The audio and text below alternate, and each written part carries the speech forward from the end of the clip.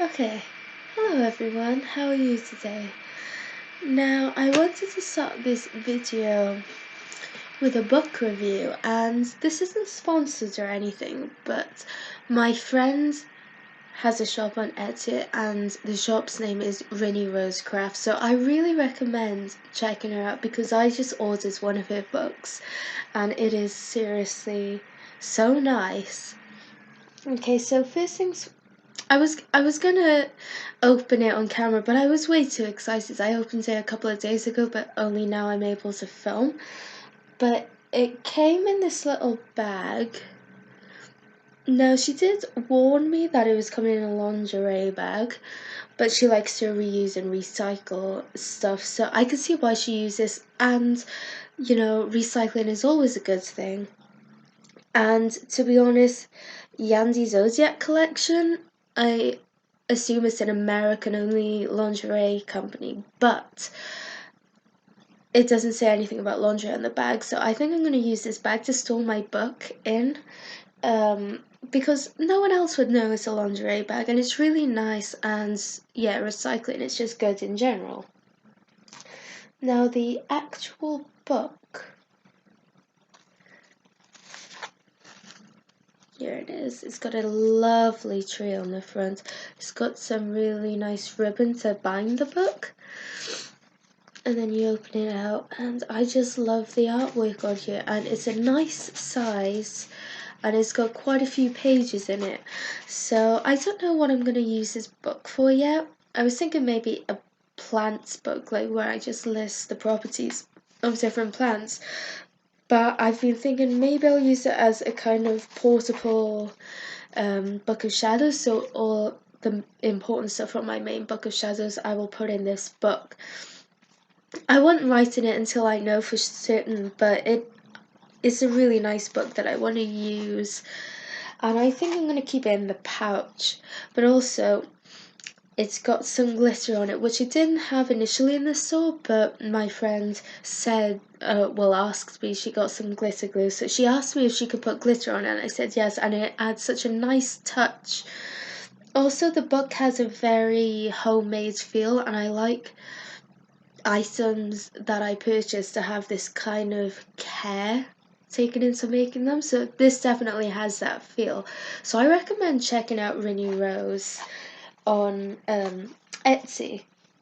But also, it came with a little crystal. So this is a piece of clear quartz, as you can see. And now I don't know if that's the only crystal she will give, but she does stay on her store that you will get a little crystal pal when you purchase one of her books. I don't think it's for all of her items, but I think it's for the books.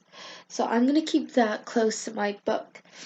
And then I also got this little thank you letter. My camera is really bad, so you can't probably see it. It says Inky Flame.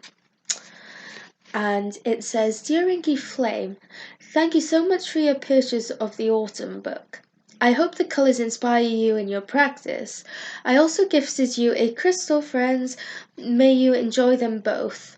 Thank you so much for all the love and support of my shop and my practice. May we both find peace and light. Please consider leaving a review on my Etsy store. Blessings to you always, my friend. And she signs it, and I just thought it was there's a real personal touch which I like in these kind of shops. But as a struggling student, I don't get to purchase many things like this, so I'm glad I was able to afford to help her friends out, but also get a really good quality book. And that's the other thing. Um, her books in particular, because she sells paintings on her own original paintings on her Etsy as well. But with her books, they are really affordable. And I have seen other books made by other witches, and they're way too overpriced. So I really recommend checking out RiniRoseCrafts on Etsy because it's affordable. There's such a homemade touch. You get a little crystal, and she tries to use recycling as the package. So really check her out. She's amazing. Now, I wanted to say, moving on in this video, happy Imbolc. I hope you all had a lovely Imbolc. I was going to make this video during, but I got a bit caught up and I didn't have a lot of privacy to create this video. Now, I'm not someone who's worked with deities much, but as I mentioned in my last video, that I'm drawn to Norse mythology and the religious texts of the Norse people. So I thought Imbolc was the perfect time to leave offerings to both Freya, who I feel a close bond with, and Odin to establish some kind of relationship moving forward. Especially Odin, because knowledge and wisdom is important to me, and I think he sacrificed so much to gain information, and misinformation and such as spread very widely. So I think Odin would really appreciate someone who likes to gain proper knowledge and will go to any lengths to get that. And that kind of leads on to the main topic of the video, which is the Norse creation story. Now, I want to do a bit of a series. I started a couple of series on my video, like Teaspill Tuesdays and Tales from Wales, but I never carried them on. Hopefully I will in the future when I have more time and energy to dedicate to it. But I would like to start this other series all about Norse mythology, because as I said previously, I write everything I learn down in a book. So I thought I would tell the tale, the creation story of the Norse people, and I've got my book here to remind me. But just to say, I'm going to butcher some of these pronunciations, so just keep that in mind. I'm sure you'll be able to find them online. And as always, I encourage you all to do your own research.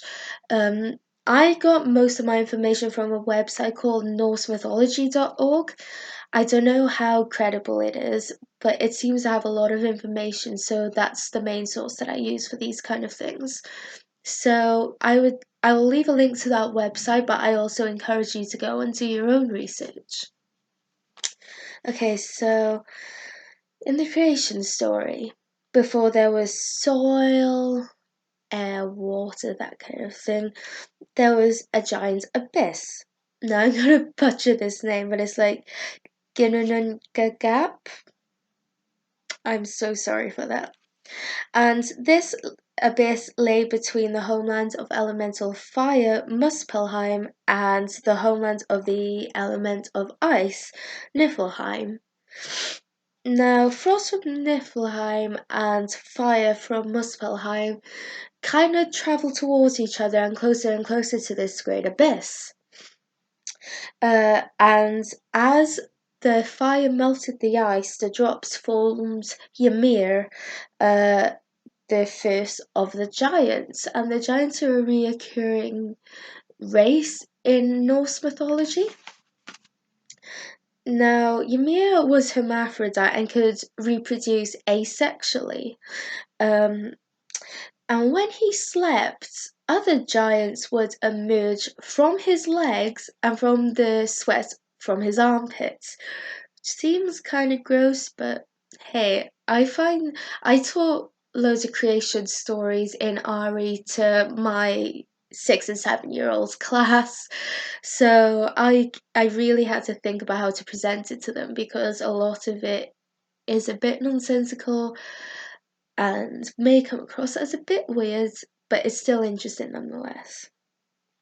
So as I said, these other giants sprung forth from his legs and the sweat from his armpits. But as the frost continued to melt, a cow was formed, and this cow was called Audhumla.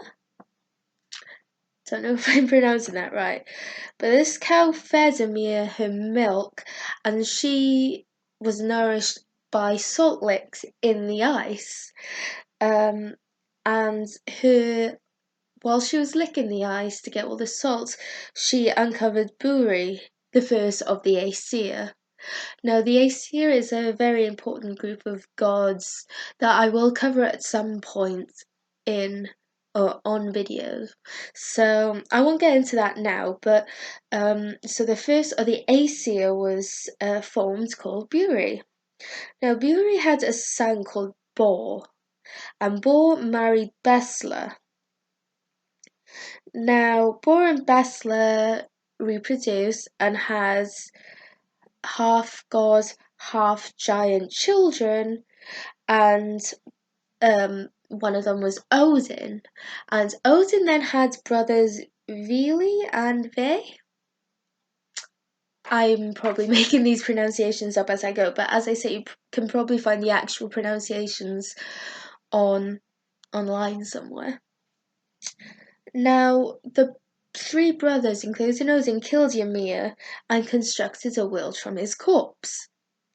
The bloods became oceans. That kind of makes sense. The skin became the soil, and then the hair became all the vegetation. Now, Odin, Vili, and Ve not only created the land out of Ymir's body, but they also created the first man and woman. They were walking along the seafront, and they noticed two pieces of driftwood. They were humanoid in shape, but they were all lifeless. So Odin, Vili, and Ve created the first man and the first woman out of them, Ask and Embla.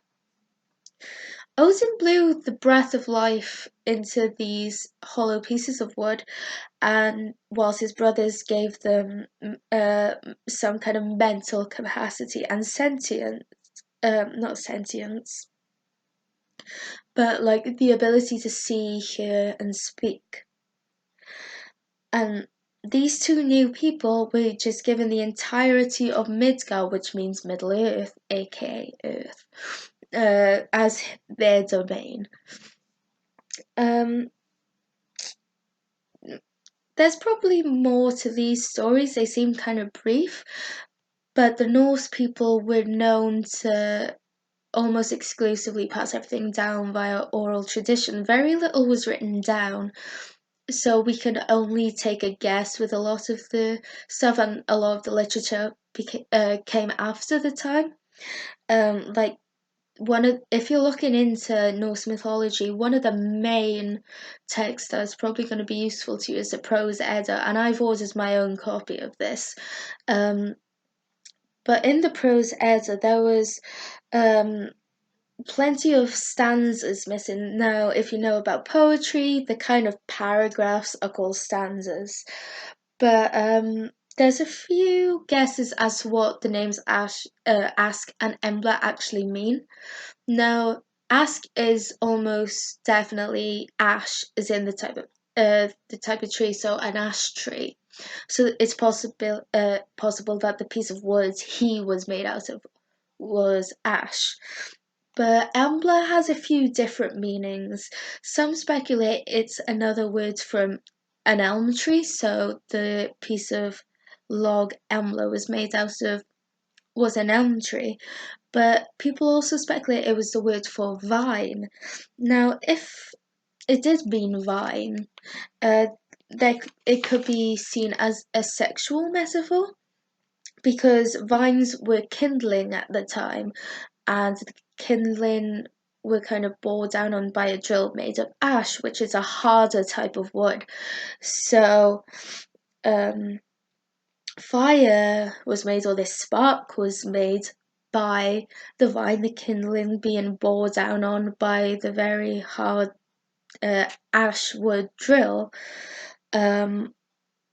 So it kind of has this whole metaphor and this whole sparking of fire or sparking of life. But yeah, I know there isn't much to these stories, but I recommend reading things like the Prose Edda. NorseMythology.org seems to be quite credible. Correct me if I'm wrong. That's where I got most of my information from, but I do just encourage you to do your own research.